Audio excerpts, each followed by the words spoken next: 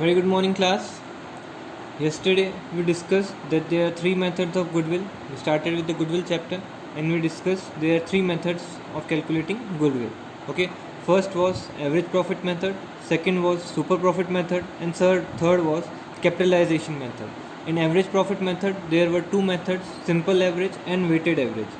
And in capitalization method also there were two methods, capitalization of super profit and capitalization of average profit. First we are discussing average profit method, and in that simple average profit method. Okay, so what is simple average profit method? According to simple average profit method, goodwill is equals to average profit multiplied by number of years purchase. Average profit multiplied by number of years purchase. Okay, so let us discuss what is average profit. Average profit is the total number of profit of past years. Total number of profits of past years divided by the number of years taken to calculate normal profit. मतलब suppose the firm is running from last 5 years, okay, and the business is to be purchased. There is firm A and firm B. Okay, the business is to be purchased by firm B. Firm B क्या कर रहा है? Firm A का business purchase कर रहा है. So firm B told that I will consider we will take the methods of average profit method. हम लोग average profit method यूज़ करेंगे कैलकुलेट करने के लिए गुडविल को. Okay, so firm A was running since last 10 years. Firm A was running since 10 years. 10 साल से firm ए चल रही है. So we cannot take all the 10 years. We can take all the 10 years, but it is not suggested to take all the past years. Generally, past 4-5 years are taken for calculation of average profit in practical life also. Last 4-5 years लेते हैं, and in question you will be given that how many years you will have to take. So what we will take? We will take the past years profit. पिछले कुछ सालों का profit लेंगे जो question में दिया हुआ होगा. पिछले 4 years का लेना है, 5 years का लेना है. It will be written in the question. So what we will do? We will add the previous. Suppose we are taking the last 5 years profit. Okay, so we will add the 5 years profit or loss. It may be profit or loss. Okay, we will take the last 5 years profit or loss. We will add them and we will divide by 5. मतलब जितने साल का profit लिया है उससे ही divide करना है. Number of years कितने लिए हैं आपने, जितने नंबर ऑफ ईयर्स का प्रॉफिट लिया है एवरेज करने के लिए उसी से डिवाइड करेंगे. सिंपल है. So this is how we find out average profit. Now we will have to take total of normal profit. It is written total of normal profit. Normal profit का मतलब क्या होता है? Normal profit means profit of past years excluding any abnormal gains and any abnormal losses. Okay, जब firm काम करती है, firm business run करती है, ओके, तो उसमें क्या होता है? नॉर्मल प्रॉफिट भी होता है, अब नॉर्मल प्रॉफिट भी होता है. हाउ? और अब नॉर्मल लॉसेस भी होते हैं और नॉर्मल लॉसेस भी होते हैं. So we will consider only normal profit and normal losses. But जो आपको प्रॉफिट्स होते हैं, हमारे जो प्रॉफिट हम लोग निकालते हैं उसमें अब नॉर्मल दोनों शामिल होते हैं, दोनों मिले हुए होते हैं. Okay, so what we will do?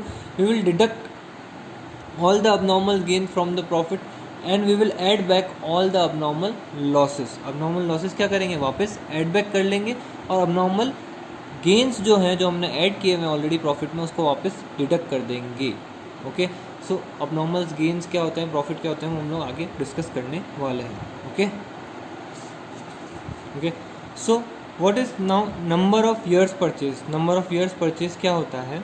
The number of years purchase is the number of years that the firm will be earning the same amount of profit that it was earning previously. जो पहले, suppose A और B, suppose they are firm A and firm B. ठीक है, firm A and firm B. firm A is transferring its business to firm B. firm A अपना business firm B को दे रही है. Okay, so past. अब number of years purchase क्या होता है? जब firm B, now firm B is paying to firm A and this payment includes goodwill. इसमें गुडविल भी इंक्लूडेड है. गुडविल इंक्लूडेड है ना इस पेमेंट में, अपन इसीलिए तो कैलकुलेट कर रहे हैं गुडविल. ठीक है, तो अगर फर्म ए को गुडविल का पैसा दे रही है तो फर्म बी ये तो एस्टिमेट करेगी ना कि ये जो गुडविल है, फर्म ए ने जो गुडविल कमा रखी है, वो उसको कितने साल तक फ़ायदा मिलेगा उस गुडविल का. कितने साल तक फर्म बी को फर्म ए की गुडविल का फ़ायदा मिलेगा, ये तो फर्म बी को निकालना ही पड़ेगा ना, ठीक है। फर्म बी को ये तो देखना ही पड़ेगा ना कि भाई जो चलो उसने गुडविल कमा रखी है, वो अपनी गुडविल अपना नेम मुझे शेयर कर रहा है, he is giving its name its goodwill to me, but how many years this goodwill will work, कितने साल तक ये मुझे काम फ़ायदा होगा, मतलब कितने साल तक मुझे उतना ही प्रॉफिट होएगा जितना फर्म बी को पास्ट ईयर्स में हो रहा था, ठीक है। पास्ट ईयर्स में जितना फर्म बी को प्रॉफिट हो रहा था, कितने साल तक मुझे भी उतना प्रॉफिट होएगा जब मैं फर्म ए का नाम यूज़ करूँगा, okay. This is necessary for firm B to calculate this, ताकि वो गुडविल का पेमेंट करे, okay. So this is only number of years purchase, number of years purchase यही है, it is the number of years which the firm is likely to earn same amount of profit after change of ownership because of the efforts put in past, मतलब ownership change होने के बाद भी पुराने जो efforts firm ए के हैं, firm ए का जो नाम है, उससे कितना प्रॉफिट आने, कितने साल तक सेम प्रॉफिट होएगा आने वाले ईयर्स में, okay. That is number of years purchase.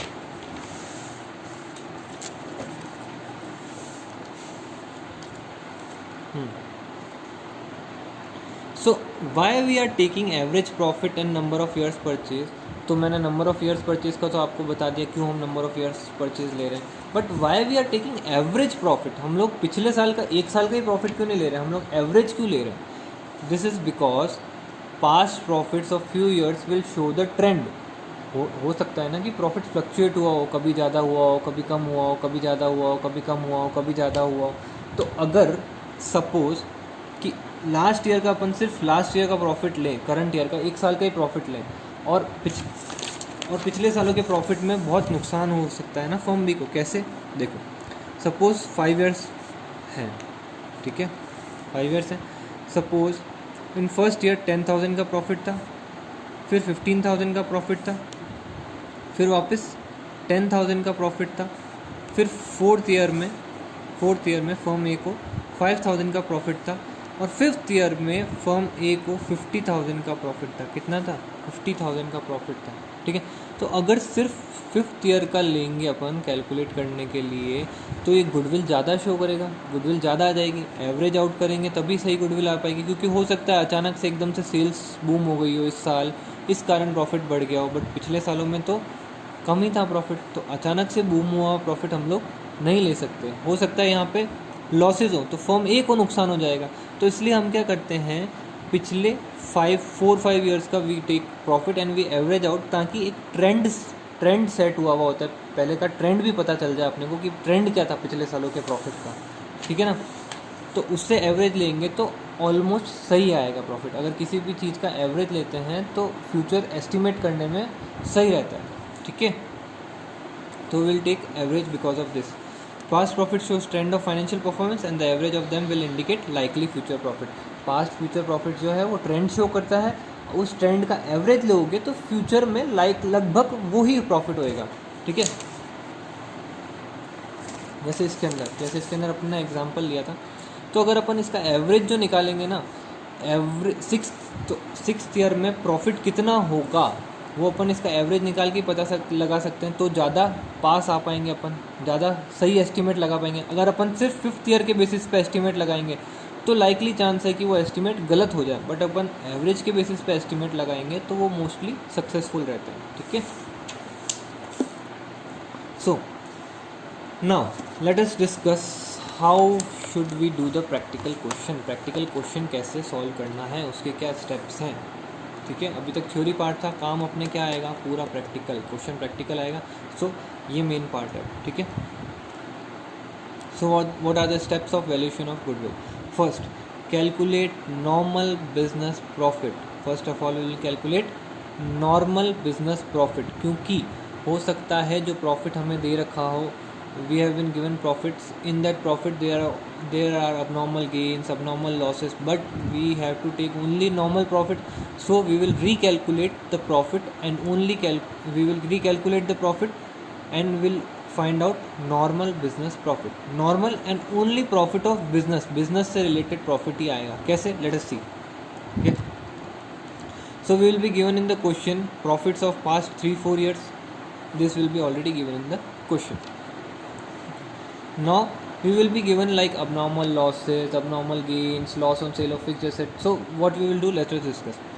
If we have been given normal abnormal losses दे रखे हैं तो हम लोग उसको क्या करेंगे, वापस ऐड बैक कर देंगे, क्योंकि ये जो लॉसेस थे वो अचानक से हुए, हर टाइम नहीं होते हैं, कभी कभार हो गए, तो उसके कारण क्या हो रहा है, उस साल का प्रॉफिट कम शो हो रखा है. जैसे for example the profit for 2017 is shown in the books as rupees 10,000, but in this 10,000 there is a loss due to fire of 50,000 का लॉस है फायर की वजह से.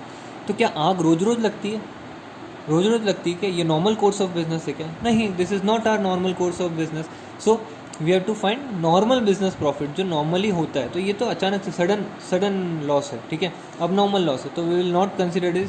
सो what we will do, we will add back the loss and we will take the correct profit, that is 60,000. इस loss को वापस add back कर देंगे और करेक्ट प्रॉफिट हम लोग लेंगे, ठीक है. Then loss on sale of fixed assets will be added back. Since sale of fixed assets is not a business activity, ये बिजनेस एक्टिविटी नहीं है, हमारा बिजनेस फिक्स्ड एसेट्स को बेचने का नहीं होता है. Suppose my business is bottle manufacturing, में बॉटल सेलिंग का बिजनेस है, ठीक है, but I have sold an old furniture, मैंने अपना फर्नीचर या मशीनरी मैंने सेल ऑफ कर दी.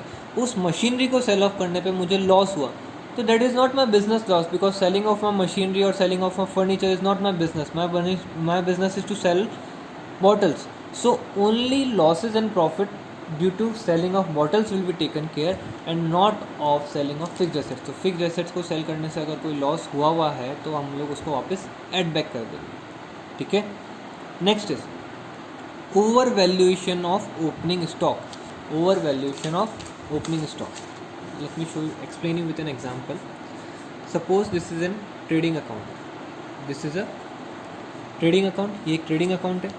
तो ट्रेडिंग अकाउंट में what we write, to opening stock we write here, okay, to purchases, to direct expenses we write here, and by sales and by closing stock we write on the credit side. Suppose sales were 2 lakh rupees, closing stock was 5 lakh rupees, purchases were 2 lakh rupees and direct expenses were 1 lakh rupees. And the opening stock actually it was 1 lakh. Opening stock कितने का था, 1 लाख का था, but उसकी valuation में गड़बड़ हो गई, अपन ने गलती से उसको कितना ले लिया, 2 lakhs ले लिया. यहाँ पे कितना ले लिया, 2 lakhs. था तो 1 लाख का, 1 लाख का था ओपनिंग स्टॉक, बट गलती से हमने कितना ले लिया, 2 लाख ले लिया, ठीक है. तो क्या हुआ, इससे हमारा प्रॉफिट क्या आएगा, इससे हमारा प्रॉफिट कम आएगा. यहाँ पे प्रॉफिट कितना आया, 2 lakhs आया हमारा ग्रॉस प्रॉफिट, ठीक है. बट बाद में पता चला कि अपन ने गलत ले लिया. तो अगर यहाँ पे सही लेते, अगर यहाँ पे 1 लाख ही लेते यहाँ पे ओपनिंग स्टॉक, अगर सपोज यहाँ पे 1 लाख लेते ओपनिंग स्टॉक, तो अपना प्रॉफिट कितना हो जाता, 3 lakhs हो जाता ना. तो 3 lakhs हो जाता है यहाँ पे प्रॉफिट, कैलकुलेट कर लो, 7 - 4, 3 lakhs बचा, ठीक है.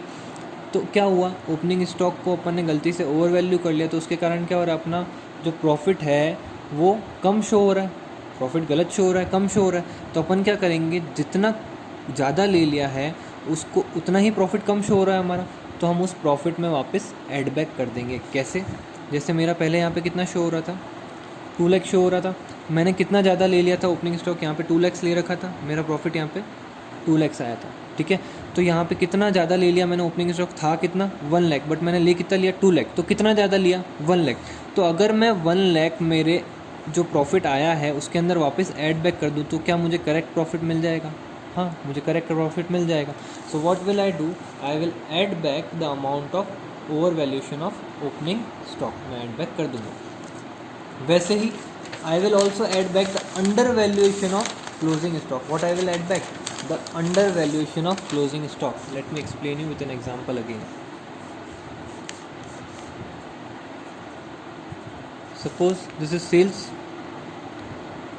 2 lakh, to opening stock 1 lakh, purchases 2 lakhs, into direct expenses 1 lakh. Suppose my actual closing stock was rupees 5 lakhs. Actual closing stock was rupees 5 lakhs, but by mistake I have taken here only 4 lakhs. I have undervalued, मतलब कम ले लिया है मैंने अपने closing stock को. तो अब इससे क्या हुआ, मेरा प्रॉफिट कितना आएगा? My profit will be 6 - 4 2 GP. My profit will come 2 lakhs. मेरा प्रॉफिट कितना आया? 2 lakhs. But what should actually it come? अगर मैं यहाँ पे 5 lakhs सही लेता तो मेरा प्रॉफिट कितना आता? 3 lakhs आता. अगर मैं यहाँ पे 5 lakhs लेता तो मेरा प्रॉफिट सही कितना आता? 3 lakhs आता.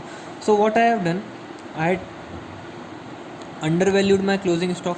तो अगर मैं अपने गलत प्रॉफिट में, जो मेरा गलत प्रॉफिट आया है उसके अंदर what will I do, I will add back the difference what I have taken wrong. अगर मैं इसका डिफरेंस वापस ऐड बैक कर दूँ, जो मुझे 5 लाख लेना चाहिए था मैंने कितना ले लिया? 4 लाख. तो डिफरेंस कितना है? 1 लाख कम लिया. तो अगर इस प्रॉफिट में मैं 1 लाख ऐड कर दूँ तो will I get my correct profit? Yes, I am getting my correct profit. So what will I do? I will add back the undervalued amount of closing stock. जितना मैंने अंडर वैल्यू किया है उतना वापस मैं क्या करूँगा? प्रॉफिट में ऐड बैक कर दूंगा ताकि मुझे करेक्ट प्रॉफिट मिल सके. Okay, so what will we do? We will add back the over valuation of opening stock and under valuation of closing stock. Opening stock का क्या ऐड करना है? Over valuation. और क्लोजिंग स्टॉक का क्या करना है? Under valuation. I hope you got this. Next, we will add back the non-recurring expenses. Non-recurring expenses means expenses which will not come in future.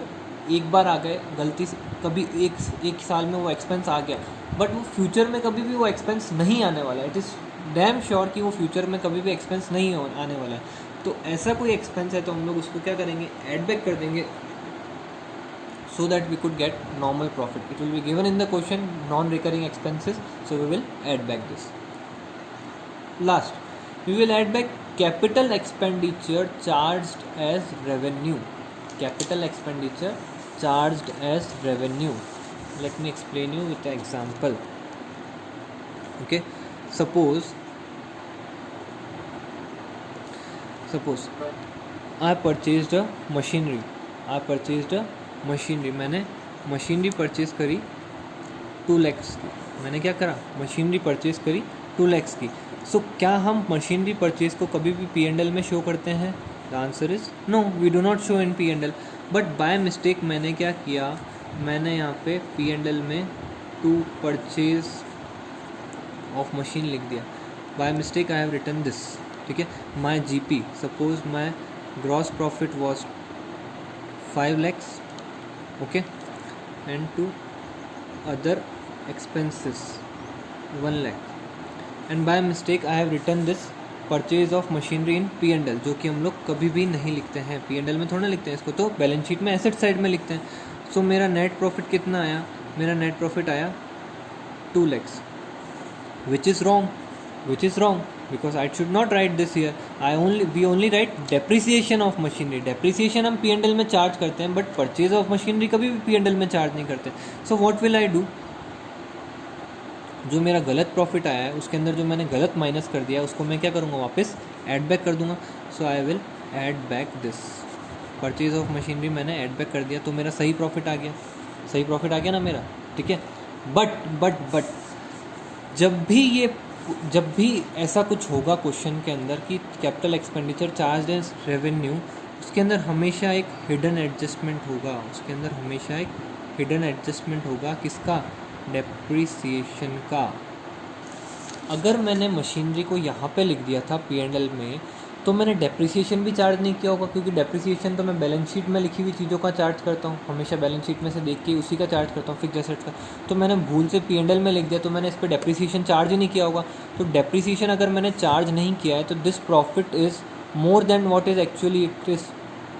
ये प्रॉफिट यहाँ पर ज़्यादा शो हो रहा है ना, क्योंकि मैंने डेप्रिसिएशन चार्ज करना भूल गया. ठीक है, तो मैं क्या करूँगा? अब यहाँ पे डेप्रिसिएशन का रेट दी हुई होगी क्वेश्चन में. सपोज इट इज़ गिवन 10% दी हुई है, तो 2 लाख का 10% कितना हुआ? 20,000. So I will deduct 20,000 as depreciation not charged earlier, and I will get my correct profit of 3,80,000. तो वापस एक बार रिकैप क्या किया मैंने? जो मैंने गलती से by mistake the machinery was kept in P&L account, so I am adding back the machinery. But if I written the machinery in P&L, I would have not charged the depreciation.